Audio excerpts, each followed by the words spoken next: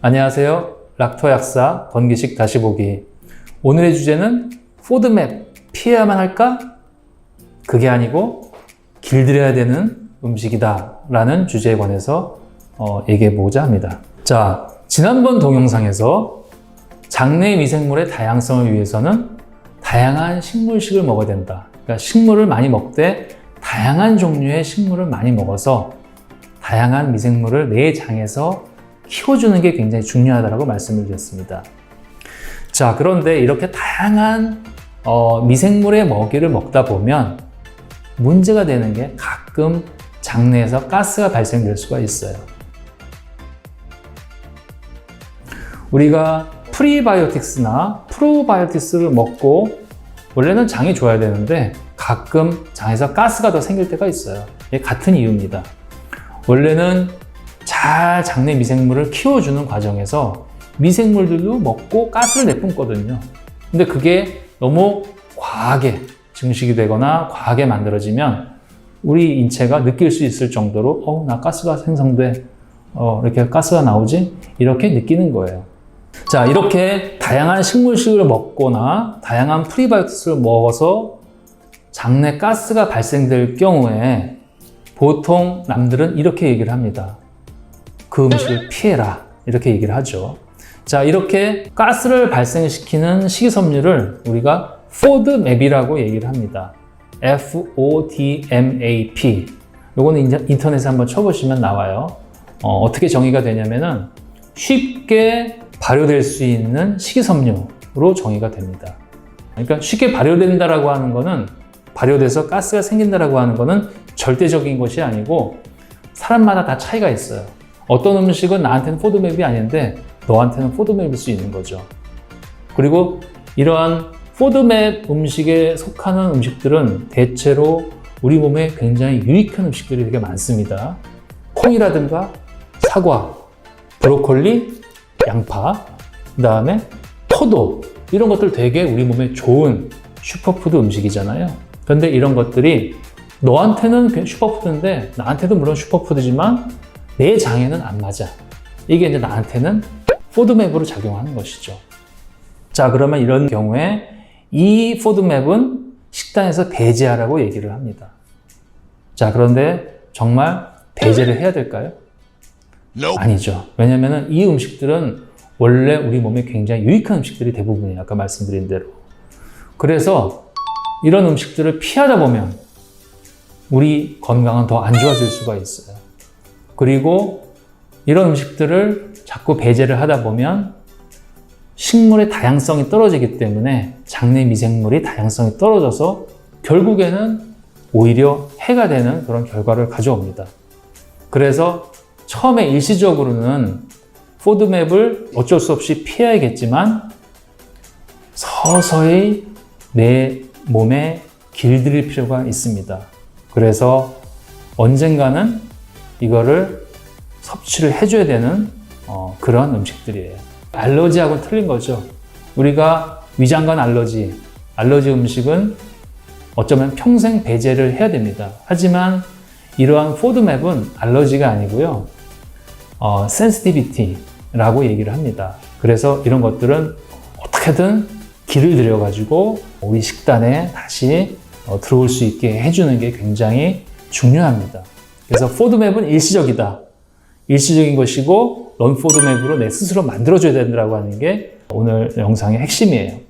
자, 그러면 어떻게 먹어서 가스가 생기는 이성을 갖다가 개선을 할 것이냐.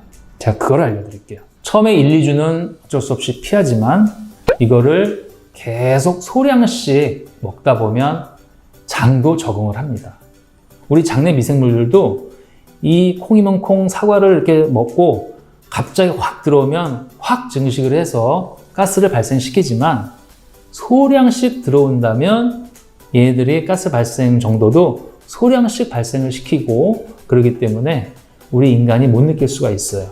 그래서 소량씩 먹어서 점점 증량을 하는 방법이 되게 중요하고요. 또 하나의 방법은 이러한 포드맵을 분해할 수 있는 효소를 따로 첨가를 하는 방법이에요. 이 포드맵을 분해하는 효소는 우리 인간 분비 효소하고는 틀립니다. 원래 인간은 포드맵을 쉽게 분해를 못 하거든요. 이 포드맵을 분해할 수 있는 것은 바로 미생물이죠. 미생물은 우리 몸이 아니라 외부에서 온 미생물이기 때문에 미생물이 만들어내는 포드맵 분해 요소를 따로 모아놓은 그런 보충제들이 있어요. 예를 들면 인버르타제라든가 알파 갈락토시다제라든가 이런 효소들은 우리 인체에서 분비되는 효소가 아니라 미생물이 분비하는 효소거나 곰팡이나 이런 외부에서 만들어주는 효소예요. 그래서 이런 것들을 캡슐에 담아서 먹을 수 있는 방법이 있습니다. 그러니까 이런 것들을 먹어주면 우리가 포드맵을 먹더라도 이걸 빨리빨리 분해를 해주기 때문에 쉽게 먹을 수가 있죠. 그래서 이제 효소의 양을 조금씩 줄여가면 우리가 이제 포드맵을 길들일 수가 있는 것입니다.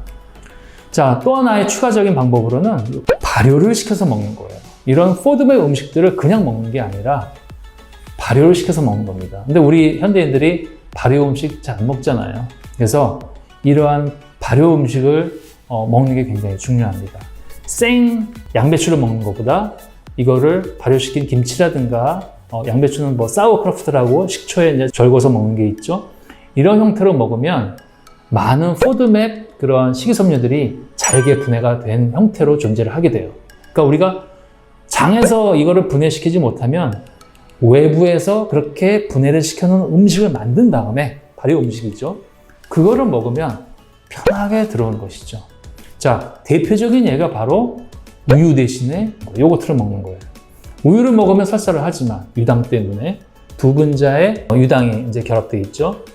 그런데 이거를 우리가 직접 먹지 않고 요거트를 만들어서 발효시킨 발효유를 먹게 되면 이거를 다 잘라놓은 그런 형태로 먹게 되는 것이죠. 요즘은 아예 유당 프리 이런 이제 우유도 나오고 있죠. 그렇기 때문에 우리가 이런 식으로 발효 음식을 먹으면 되는 것이고요. 그 다음에 이제 빵들 좋아하는데 일반 빵 먹으면은 뭐 가스가 생기고 막 이런 경우가 많이 있죠. 이게 다 오늘의 내용입니다. 그런데 일반 속효 발효 빵보다는 천연 발효종으로 만든 사워도우 빵 이런 게 있어요. 시큼하죠. 건강빵이라고 해서 이러한 빵들을 먹으면 훨씬 속이 편해요. 우리가 일반 밀가루라든가 이런 데는 글루텐도 있고 여러 가지 포드맵 성분들이 많은데 이게 천천히 발효되는 과정에서 효모들이 이런 것들을 다 제거를 합니다. 그래서 제로로 가는 건 아니고요. 절반 이하로 떨어뜨린다든가 훨씬 가스를 발생시키는 그런 원인 물질들을 제거를 한 상태로 우리가 빵을 먹게 되는 것이죠. 그래서 편하게 먹을 수 있는 방법이 됩니다.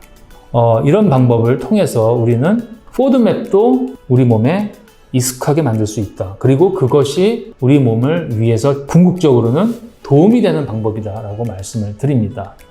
포드맵 먹어서 가스가 생기는 음식들 이런 것들이 굉장히 있을 수가 있는데 이거를 무조건 피하지 마시고 이것이 나쁜 음식이라면 피해야겠죠.